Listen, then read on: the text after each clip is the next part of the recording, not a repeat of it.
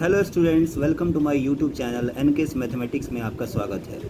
जैसा कि स्टूडेंट आप सभी लोग जानते हैं कि मैं class 10th NCERT mathematics chapter 1 शुरू किया था, रियल नंबर्स। तो रियल नंबर्स का मैंने इंट्रोडक्शन दे दिया था, उसका थ्योरी मैंने आप लोग को पढ़ा दिया था। आज हम लोग एग्जाम्पलर प्रॉब्लम करेंगे। एग्जाम्पल का जो ये मेरा पहला क्वेश्चन है वो दिया है, use Euclid algorithm to find the HCF of 4052 and 12576। यानी स्टूडेंट, अब हम इस क्वेश्चन को सॉल्व करने जा रहे हैं, यूज़ यूक्लिड डिवीज़न एल्गोरिथम। ठीक है, तो यहाँ हम लिखते हैं maths NCERT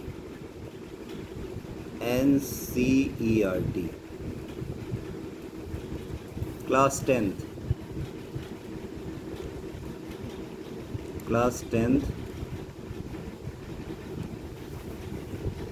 real numbers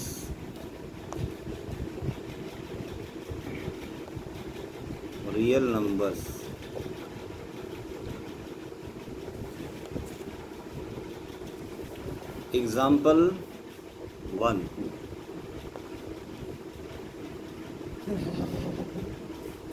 example 1 देखेंगे स्टूडेंट। एग्जाम्पल 1 क्या कह रहा है कि यूज़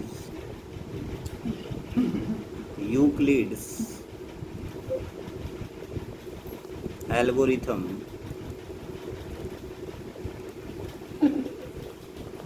टू फाइंड द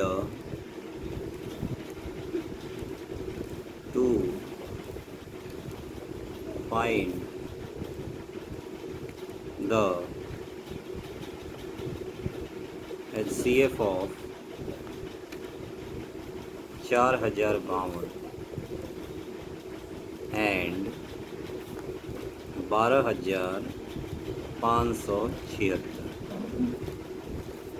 ठीक है स्टूडेंट, ये सवाल है, इसको हम सॉल्व करेंगे।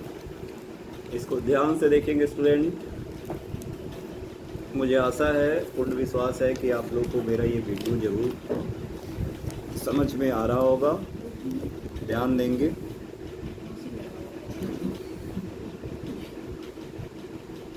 इसका हम सॉल्यूशन करेंगे।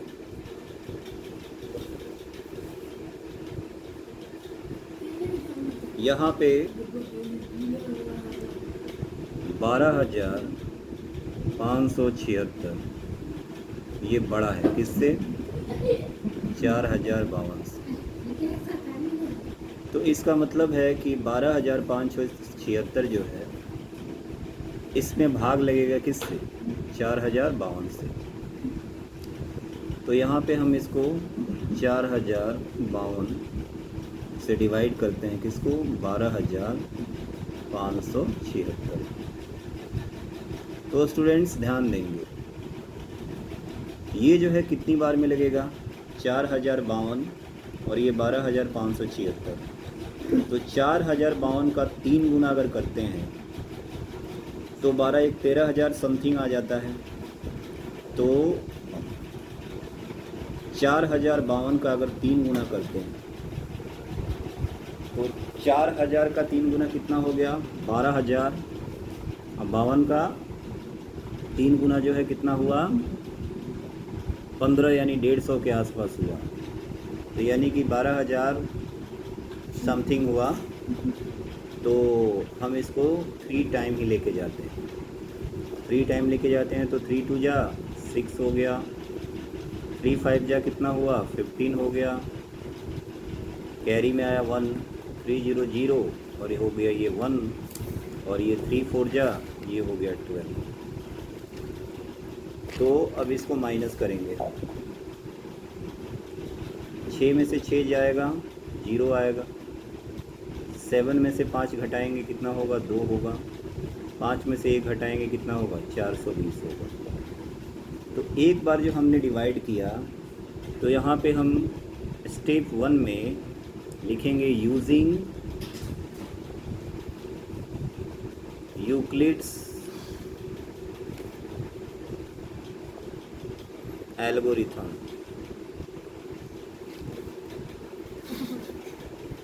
इसमें हम स्टेप 1 में जो है लिखेंगे,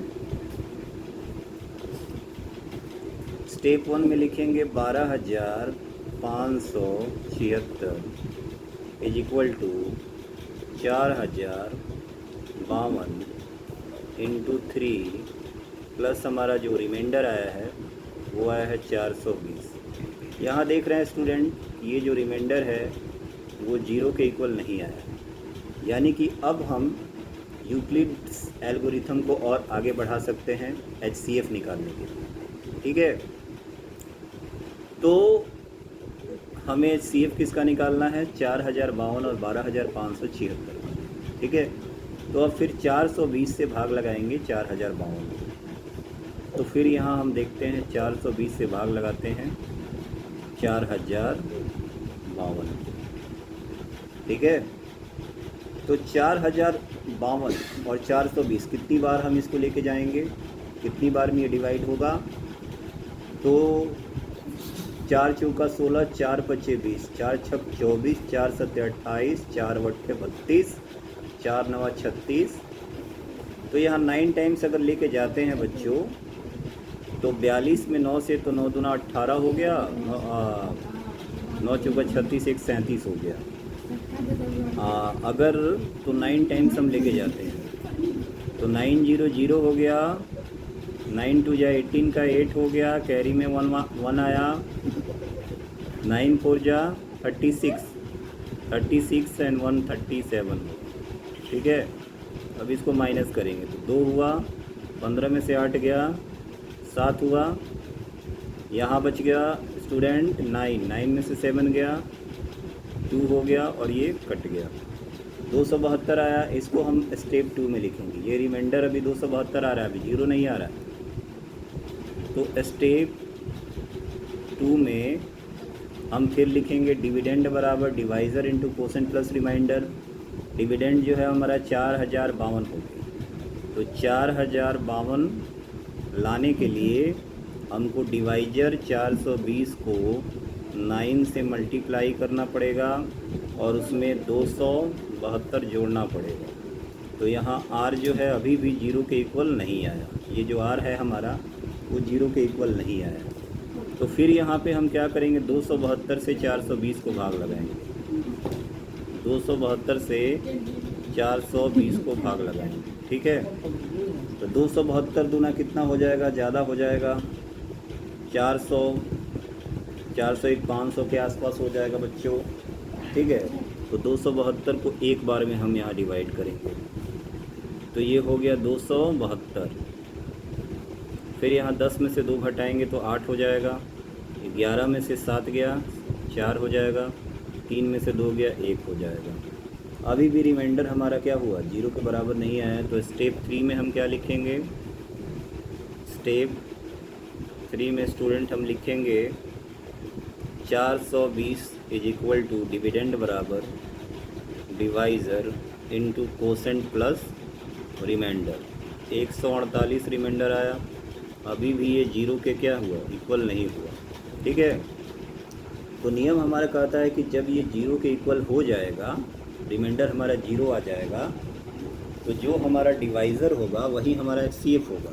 तो अभी रिमाइंडर हमारा 0 नहीं आया है, तो फिर जो है यहाँ पे 148 से डिवाइड करते हैं किसको, 272 को।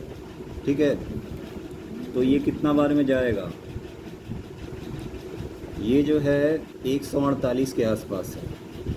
तो अगर इसमें 2 से मल्टीप्लाई करते हैं, ठीक है, तो ये 300 के आसपास आ जाता है, लेकिन हमारा 272 ही है, तो इसमें 1 जा करेंगे 148।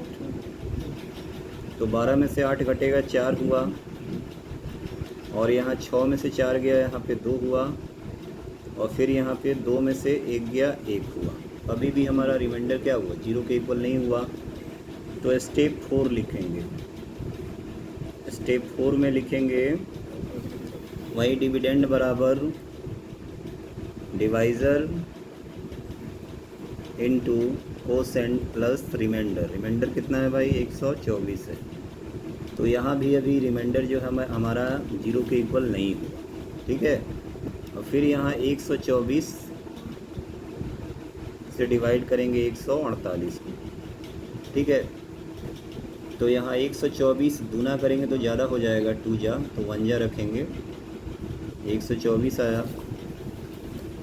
तो 8 में से 4 गया, यहाँ में 4 आएगा, 4 में से 2 गया, 2 आया, ये कट गया। अभी भी रिमाइंडर 0 के बराबर नहीं आया। तो हम करेंगे स्टेप 5। स्टेप 5 में हम लिखेंगे डिविडेंड कितना है हमारा, 148 बराबर divisor into quotient plus remainder कितना है, 24 है। अभी भी रिमाइंडर हमारा 0 के इक्वल नहीं। अब फिर करेंगे यहाँ पे 24 से डिवाइड 124 में, तो ये कितना बार में जाएगा, 24 25 के आसपास है। तो 24 जो है इसको हम डिवाइड करेंगे 24 से 124 को, तो ये देखते हैं कि 25 चौका तो 100 हो जाता है, 25 पचे 125 हो जाता है, ठीक है। तो 24 पचे कितना होगा, 120 हो जाएगा। 24 पचे 20 पचे 100, 4 120 हो जाएगा। तो अभी भी हमारा रिमाइंडर कितना आया, 4 आया। तो अगला स्टेप 5 लिखेंगे हम, स्टेप 6 लिखेंगे। 6 में हम डिविडेंड बराबर divisor into quotient plus remainder. अभी भी हमारा रिमाइंडर क्या हुआ, 0 के इक्वल नहीं हुआ, ठीक है। अब फिर यहाँ 4 से हम डिवाइड करेंगे किसको, 24 को। 4 6 जा 24। अब हमारा रिमाइंडर क्या आ गया, 0 आ गया। तो जिस डिवाइजर से रिमाइंडर अगर 0 आए वही हमारा HCF होगा। तो स्टेप 7 में जाके हमारा आंसर आया 4। तो स्टेप 7 लिखेंगे हम, स्टेप 7 डिविडेंड बराबर divisor into quotient plus remainder. अब यहाँ जाकर रिमाइंडर हमारा क्या आया, 0 के इक्वल आया। तो ये जो 4 हमारा डिवाइज़र है यही हमारा HCF होगा। तो देयरफॉर HCF ऑफ 12,576 और 4,052 का HCF जो है वो आया 4। किस नियम से, यूक्लिड डिवीज़न एल्गोरिथम, ठीक है। तो ये हमारा आंसर हो गया स्टूडेंट। आई होप कि आपको हमारी ये वीडियो समझ में आई होगी। अगर आपको हमारी ये वीडियो अच्छी तरह से समझ में आई होगी तो आप हमारे वीडियो को लाइक कीजिएगा, सब्सक्राइब कीजिएगा, अच्छा व्यूज़ कीजिएगा, शेयर कीजिएगा, और अगर अच्छा लगे तो अच्छा कमेंट कीजिएगा, ताकि आपके इसी कमेंट का, इसी लाइक का हमें क्या रहता है, इंतज़ार रहता है। Okay students, thank you.